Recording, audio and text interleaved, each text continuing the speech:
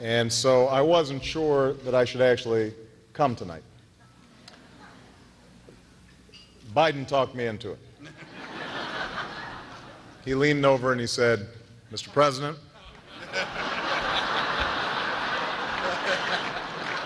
this is no ordinary dinner. This is a big meal.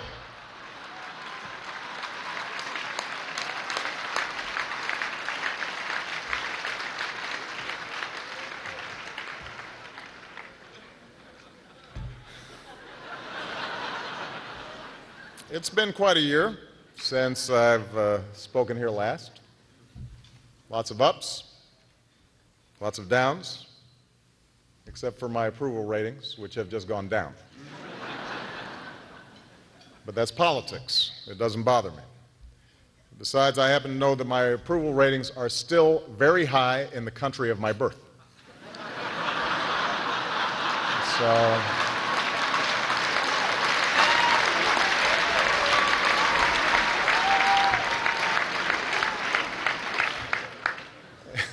and then just the other day, my dear friend, Hillary Clinton, pulled me aside and she gave me a pep talk. She said, despite the numbers, she said, "Don't worry, Barack, you're likable enough."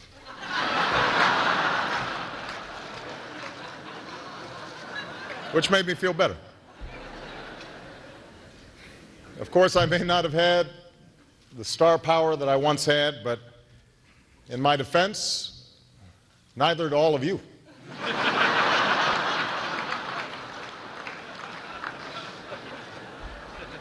People say to me, "Mr. President, you helped revive the banking industry.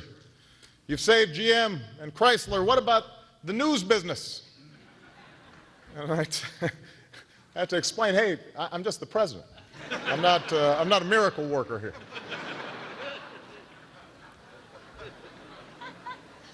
Though I am glad that the only person whose ratings fell more than mine last year is here tonight. Great to see you, Jay.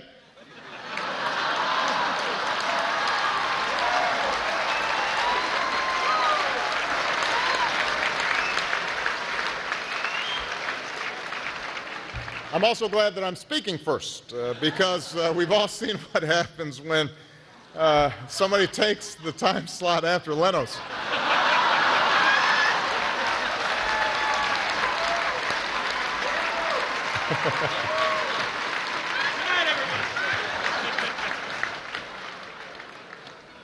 By the way, all of the jokes here tonight are brought to you by our friends at Goldman Sachs.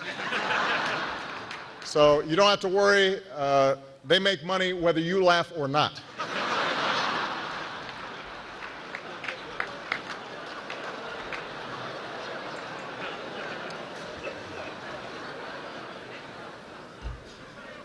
We do have a number of notable guests in attendance here tonight. Obviously, I'm most pleased that Michelle accompanied me. She doesn't always go to these things. And there are few things in life that are harder to find and more important to keep than love. Well, love and a birth certificate.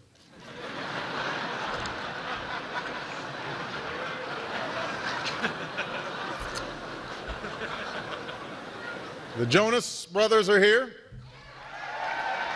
They're out there somewhere. Sasha and Malia are huge fans. But boys don't get any ideas. I have two words for you: predator drones. You will never see it coming.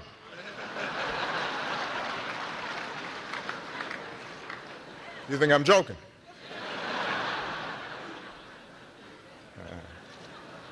Speaking of tween heartthrobs, Scott Brown is here. I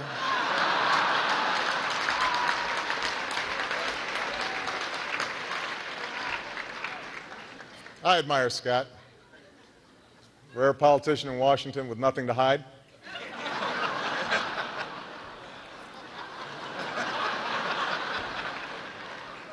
Now, you should be aware that Scott Brown is not the only one with a salacious photo spread floating around.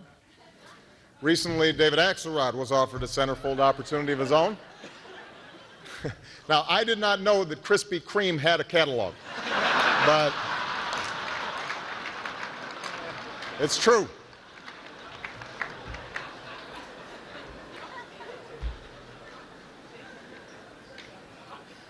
I saw Michael Steele backstage when we were taking pictures, a.k.a. Notorious GOP. Michael, who knows what truly plagues America today, taxation without representing.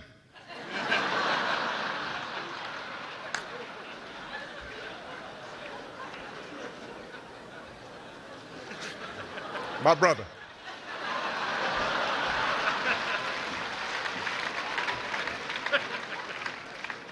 I did a similar routine last year, but it always works. Odds are that the Salahis are here. There haven't been people that were more unwelcome at a party since Charlie Crist.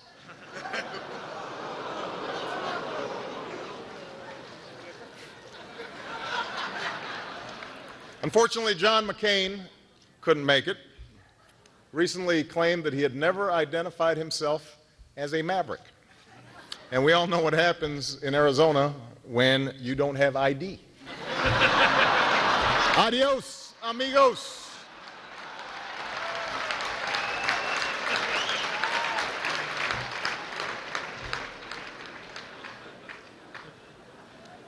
Look, I feel for John. You know, we were on the road together and obviously had a hard-fought battle. And you learn, certainly at the national level, politics isn't easy. You know, this year I've experienced my share of disappointments. For example, I had my heart set on the Nobel Prize for physics.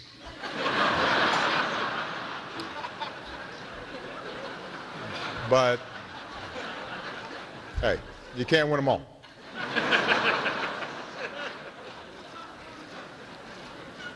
Speaking of undeserved honors, a few weeks ago, I was able to throw out the first pitch at the Nationals game.